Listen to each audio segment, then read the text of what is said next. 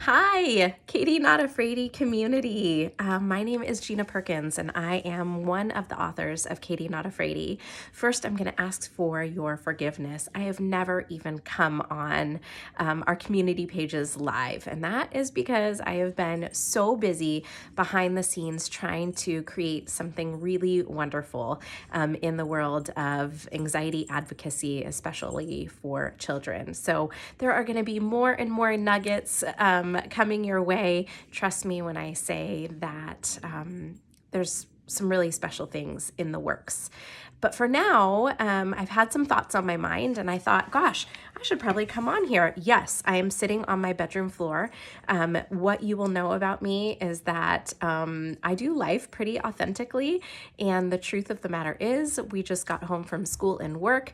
My kids are downstairs, maybe doing homework, I'm not sure, and I am hiding in my bedroom. I'm sitting on the floor because this is the best lighting in my house, and I'm hunkering down because I don't know how much uninterrupted time I might have. But I've been doing some thinking as different trainings that I have been involved with seem to be colliding into this one deep thought that I wanted to share with you. And maybe it's not going to be a deep thought for you. Maybe it's a, yeah, lady, why did it take you this long to figure out? But I wanted to share it here, especially for the sake of our anxious children. So I recently went to an all-day workshop done by the Crisis Prevention Institute, and I got trained in nonviolent crisis prevention.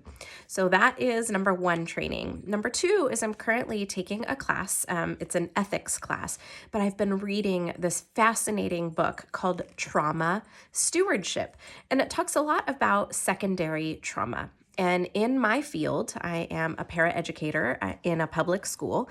So, really, I work most closely with the students who need the most. And I love it.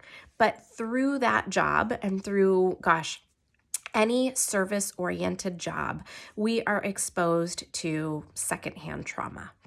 And I started thinking about our anxious children. And the whole reason Katie Not Afraidy was written was because I have a very anxious 10-year-old. She's actually the co-author of the book. And at some point, I'm going to tell you much more about that. But when our children are in school, they can be exposed to all sorts of traumatic events. Kids talk. They know how to do community much better than most of us adults know how to do community. For the most part, they're free of judgment. They're free of expectations. And in elementary school, they still have a lot of precious innocence. And so when things are happening in their lives, they want to share with their friends. And so sometimes our kids might hear things that seem scary to them because maybe they feel mysterious or they feel big. Or for our anxious children, they go right to the point of, could that happen to me? And one of the factors in the nonviolent crisis prevention training was at the end of every crisis, there needs to be time for what's called therapeutic rapport. In therapeutic rapport, you reestablish a connection between maybe you, the responder to the trauma, and the child or person who is experiencing the trauma. And it's a chance to reconnect. It's a chance to come together. It's a chance to de-escalate. And it's a chance to, kind of work through any shame that may have come up through, whatever this maybe tense experience was for this person. A lot of times there can be embarrassment, like I said, shame, regret. And so therapeutic rapport is once they have de-escalated, their behavior is safe again, they've sort of returned to that right mind again, it's really important to have a conversation, to close the loop, to close the gaps, and just really let them talk through the process. And I started thinking about the ways that this applies to our children.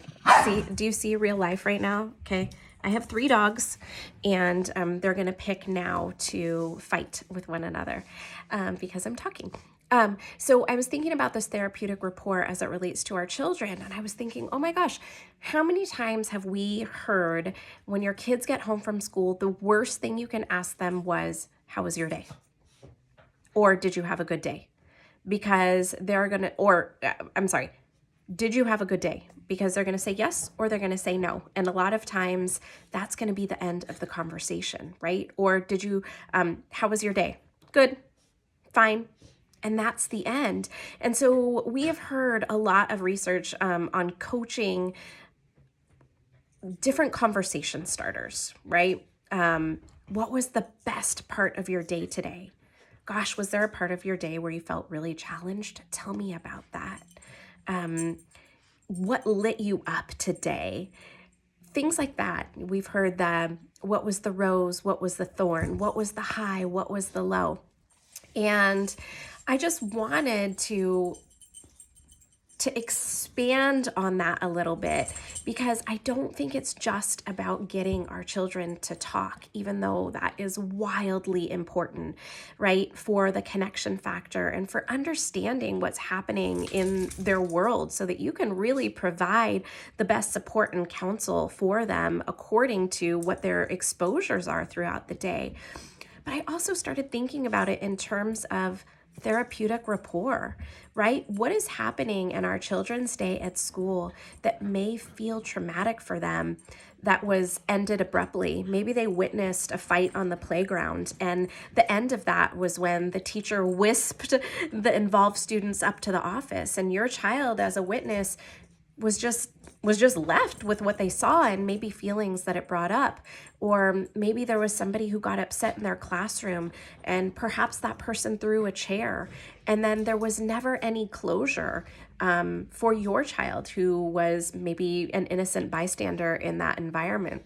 And so I think that asking those very pointed, very diggy, more info required questions at the end of your child's day is a form for you to be able to provide a little secondary therapeutic rapport, that you can get a gauge on where their heart, their spirit, their mind is at, what may have happened during the day, and then you can provide that really safe place for them to wrap those experiences and feelings up and maybe put them to bed, maybe give them some ease, maybe bring them back to a place of peace, back to a place of de-escalation, back to a place where, I don't know if you guys talk about zones of regulation in your homes or in your environments, but bring them back to the green zone where they feel safe, where they feel heard, where they feel seen, and most importantly, where they've had a really a really specific time and place to work through those emotions. Intentional. You need to create some intentional space for some therapeutic rapport at the end of your children's day.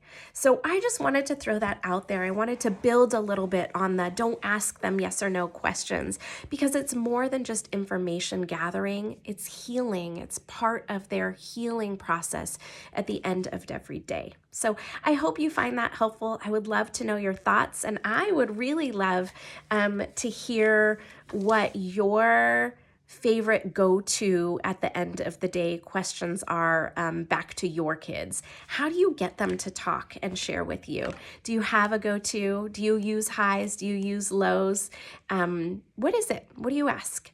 I'd love to know. Let's share it with the community. Thank you so much. You're going to see much more of me as I'm going to make it a point to come on here and build community with each of you.